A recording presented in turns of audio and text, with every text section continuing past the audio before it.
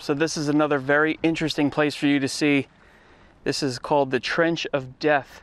It was dug in 1915 by the Belgian army, and the Germans were on the other side of this river, and then also further down on the same side of the river. They dug in, they fortified these trenches, they armed these trenches, and they were here for 3 years fighting each other. So I'm going to take you through here, give you some of the history. It's a museum, so they have all these fantastic photos lined up to where they were actually taken, which is fascinating to me. So this is going to be interesting. So after the fall of Antwerp in October of 1914, the Belgian army retreated down here, down along the river Isère, in hopes of blocking the Germans off in this area. They had a fantastic idea to open up the sluice gates up in Newport, which flooded the entire area, flooded this river, flooded all the land around it. A massive amount of land was basically an impossible barrier, a waterlogged, muddy, natural barrier that effectively halted the Germans from advancing.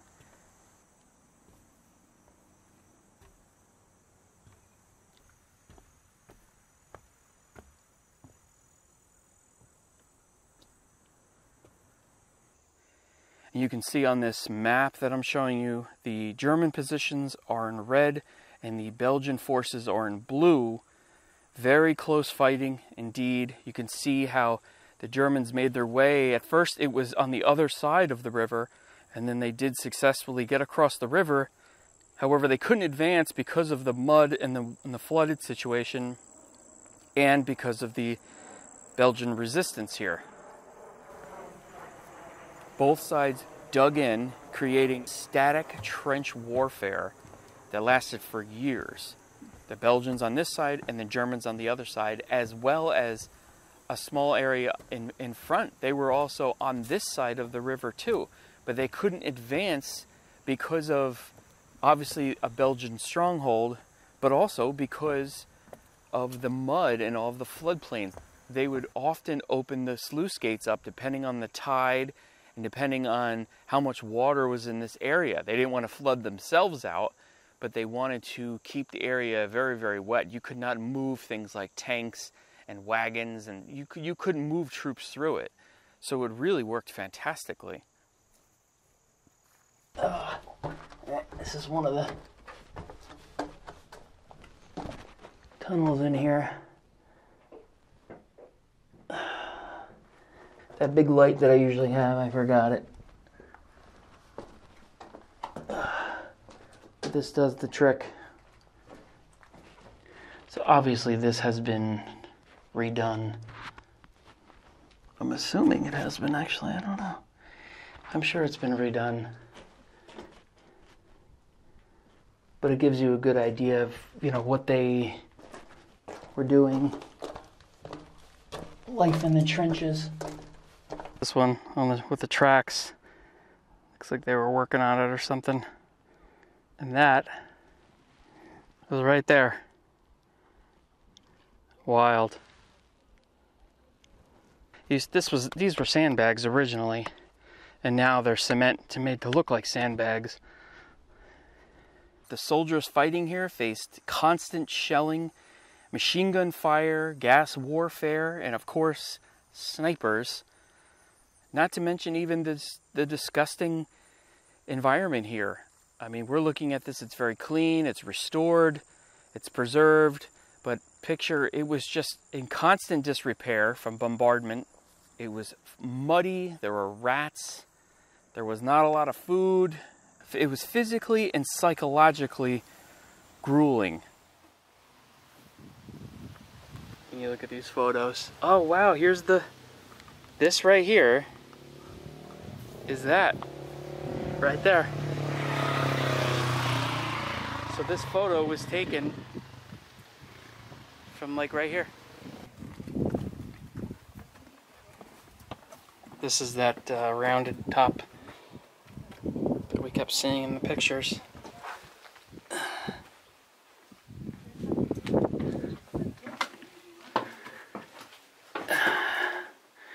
So you can see, I mean, it was very rudimentary in here. It wasn't, if you saw my videos in Norway, those tunnel systems were much different. I mean, you could drive vehicles through some of those, where these were really just meant to, you know, get from one place to another, very protected.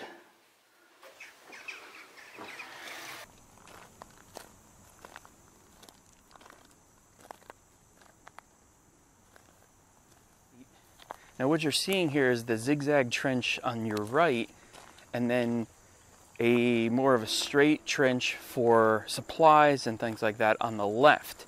So I believe that there was a track system on the left-hand side that ran the length of this. It was just quite a long trench system here.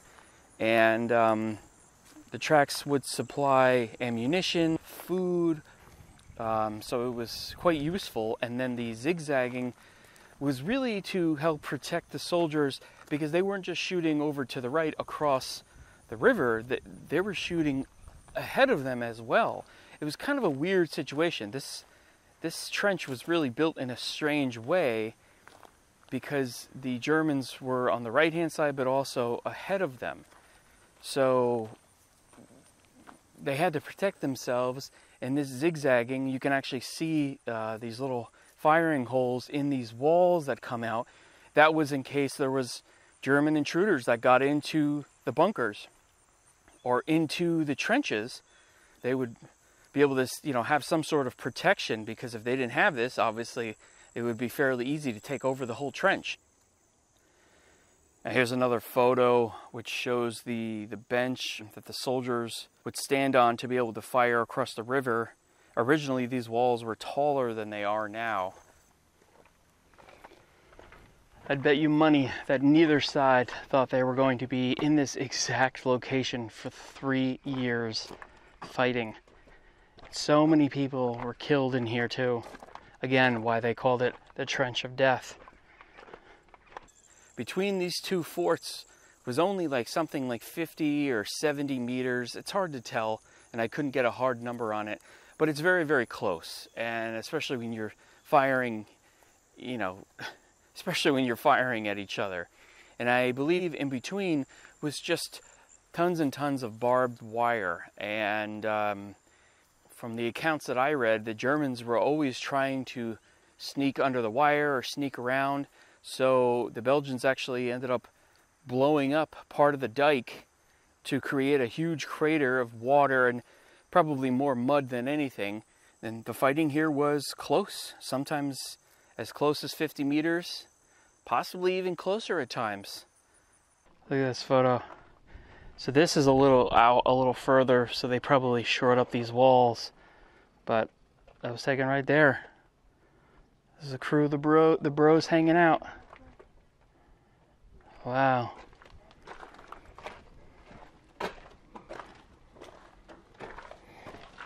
All right, let's see what's in here.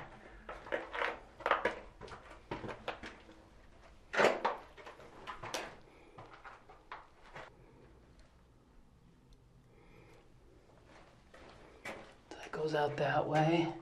And that came around, okay. Whoa, is this real? It's original, I should say. There's no dates on them. I don't know.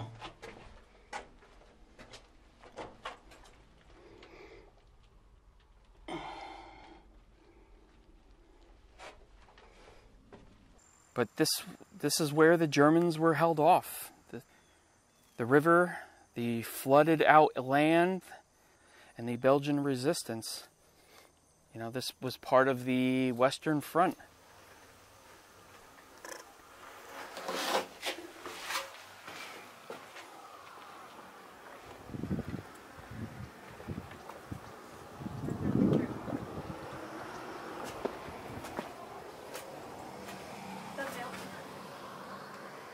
So this is the front of the Belgian fort. Right here, this would have been, I mean, the whole thing is really the front lines, but this is the very front.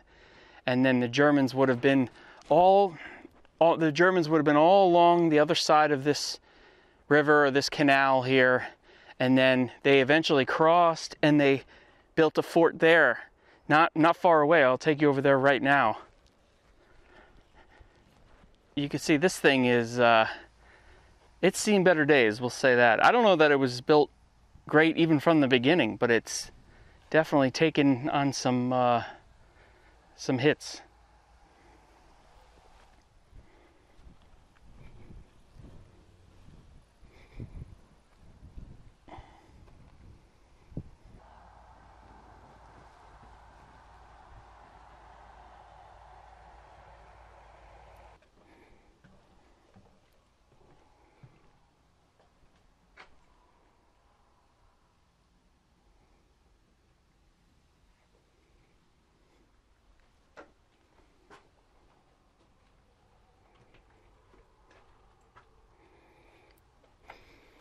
I mean, they used whatever they had.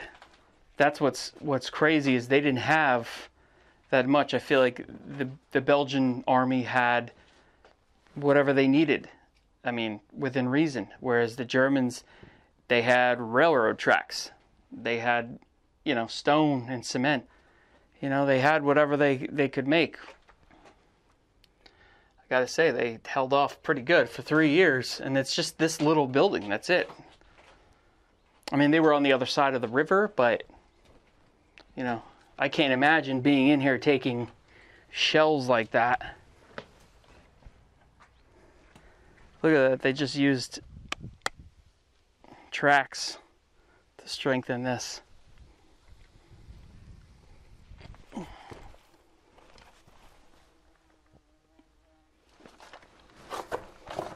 This obviously was a whole room down in here, but it's slowly been filled with mud and dirt, so I'm not even going to bother going in there, but gives you the general idea.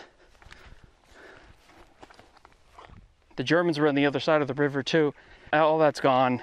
But hey, at least they preserved here, what they preserved. But imagine it's probably not even 100 yards. It's probably more like, I don't know, maybe 70 yards, something like that. Not very far away. I mean, it's hard to tell with a wide angle lens, but. All right, so now I have a better understanding of this picture here. This is the fort that I just showed you. You can tell by the flat bricks at the bottom, and then you can see each window, and it's still there. That is crazy.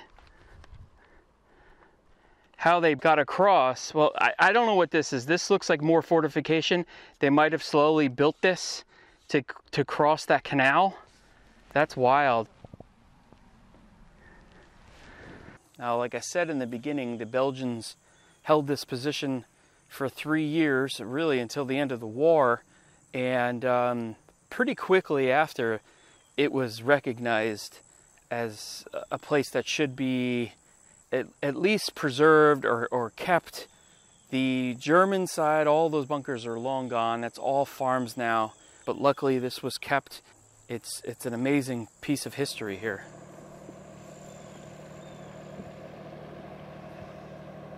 I love old war history, and Belgium is full of it. There's definitely more coming, more even non-military related, more non-war related stuff coming. So stay tuned. See you in the next video.